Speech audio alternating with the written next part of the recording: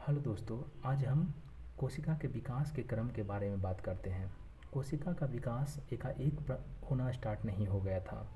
कोशिका का विकास होने में काफ़ी टाइम लग गए थे। कोशिका का विकास सन 1590 ईस्वी में होना स्टार्ट हो गया था, जब माइक्रोस्कोप का खोज हुआ था। माइक्रोस्कोप का खोज जेड जेनसन तथा एड जेनसन दो भाई ने मिलकर किया था। उसके बाद ही कोशिका का विकास होना प्रारंभ हो गया था। तो जब माइक्रोस्कोप का रिसर्च हुआ तो कोशिका का विकास होना प्रारंभ कैसे हो गया। रीज़न है, जैसे कि एटम जैसे हम एटम को हम खुली आँखों से नहीं देख सकते हैं, तो उसको कोशिका को भी हम खुली आँखों से नहीं देख सकते हैं। कोशिका को देखने के लिए, कोशिका के अंदर मौजूद संरचनाओं को देखने के लिए माइक्रोस्कोप का आविष्कार हो चुका था और वहीं से कोशिका का विकास होना प्रारंभ हो गया था। तो 1590 ईस्वी में जेड जेनसन तथा एड जेनसन दो वैज्ञानिक ने मिलकर माइक्रोस्कोप का आविष्कार किया और कोशिका का विकास होना प्रारंभ हो गया। बात करते हैं 1665 ईस्वी में। तब रॉबर्ट हुक ने कोशिका को खोजा, और वो कैसी कोशिका थी? वह एक मृत कोशिका थी। वह कॉर्क के छाल में वो माइक्रोस्कोप से देखा तो उसका जो सेल था वह डेड था। डेड कोशिका कहने का मतलब जिसमें जीव द्रव्य मौजूद न हो वह डेड कोशिका होता है, और जिसमें जीव द्रव्य मौजूद हो वह जीवित कोशिका होता है। तो रॉबर्ट हुक द्वारा खोजा गया कोशिका वह डेड कोशिका थी। कोशिका एक लैटिन भाषा शब्द है जिसका शाब्दिक अर्थ होता है एक छोटा सा कमरा। छोटा सा कमरा में बहुत सारे चीज़ होते हैं, जैसे कुर्सी, टेबल,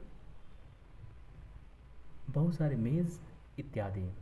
उसी तरीक़ा से सेल में भी बहुत सारे स्ट्रक्चर होते हैं, जैसे एंडोप्लाज्मिक रेटिकुलम, माइटोकॉन्ड्रिया, राइबोसोम इत्यादि। उसके बाद हम 1683 ईस्वी के में बात करें तो 1683 ईस्वी में जीवित कोशिका का खोज हुआ था। और जीवित कोशिका का खोज किसने किया था? तो जीवित कोशिका का खोज लीवेनहॉक ने किया था। और वह कैसी कोशिका थी? जीवित कोशिका थी। कहने का सेंस है कि उसमें जीव द्रव्य मौजूद थे, और जिसमें जीव द्रव्य मौजूद होता है वह जीवित कोशिका कहलाता है, और जिसमें जीव द्रव्य मौजूद नहीं होती है वह मृत कोशिका कहलाता है। उन्होंने यह पता लगाया कि जीवाणु के बारे में पता लगाया, उसके बाद प्रोटोजोआ के बारे में पता लगाया, उसके बाद आरबीसी के बारे में पता लगाया। तो ये जो कोशिका थी वह एक कोशीय कोशिका थी।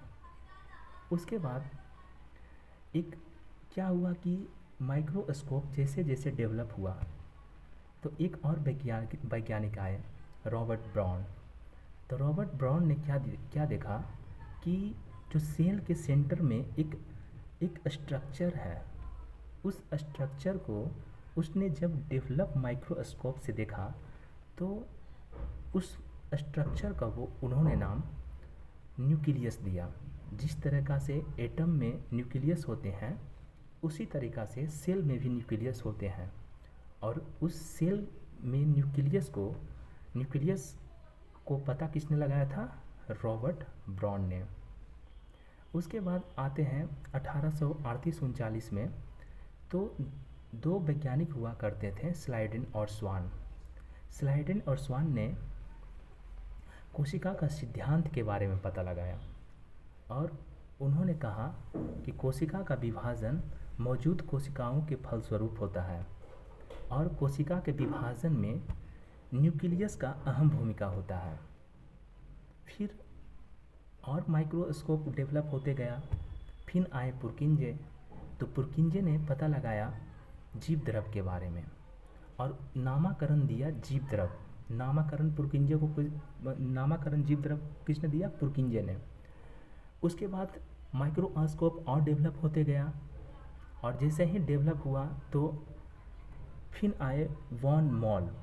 तो वॉन मॉल ने वह जीव द्रव खोजा, नामकरण किसने दिया? पुरकिंजे ने। जीव द्रव का नामकरण किसने दिया? पुरकिंजे ने। खोजा किसने? वॉन मॉल ने। आपका यह वीडियो कैसा लगा? अगर अच्छा लगा तो आप बताइएगा। धन्यवाद।